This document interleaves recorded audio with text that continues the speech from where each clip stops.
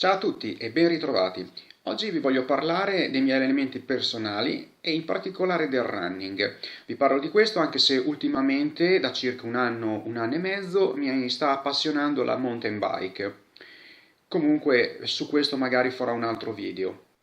Quando mi dedico al running, che scendo in strada, utilizzo due strumenti in particolare. Il primo è il cardiofrequenzimetro della Polar con la sua fascia dedicata a cassette, il secondo è il pod nel quale all'interno inserisco le mie musiche preferite creando una playlist. Come cardiofrequenzimetro utilizzo il Polar perché mi fu consigliato da uno dei maestri che ho frequentato nel corso degli anni quando ancora praticavo la disciplina sportiva Sanda o Shanshu come chiamano gli americani come agonista.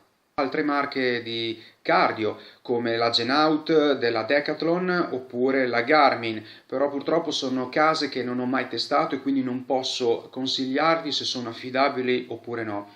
Io è tanti anni che utilizzo la Polar e mi trovo bene.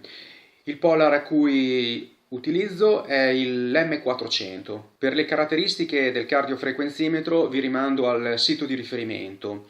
Vi dico soltanto che come cardio ha il GPS integrato e naturalmente tutte le funzionalità per il monitoraggio cardiaco. Ma veniamo all'allenamento di running. Quando scendo in strada per correre utilizzo la pista ciclabile dietro casa mia. Mi porto dietro il pod nel quale ho inserito le musiche preferite, quindi nella fase di riscaldamento utilizzo una musica lenta. Successivamente la musica sarà più andante per poi arrivare a delle musiche molto più ritmiche.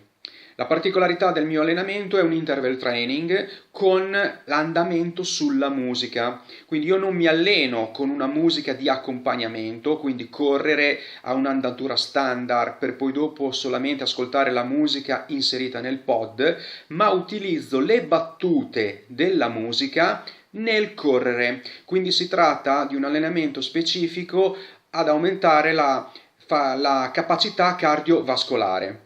Inoltre, lungo il percorso della ciclabile utilizzo anche le barriere architettoniche. Quindi cosa vuol dire? Che nel tratto dove incontro le strisce pedonali userò le stesse per fare dei repeat di gamba. Poi utilizzo anche il cordolo o la barriera di protezione della ciclabile. Quella la utilizzo per fare delle flessioni oppure i repeat di gamba, quelli tradizionali dell'aerobica.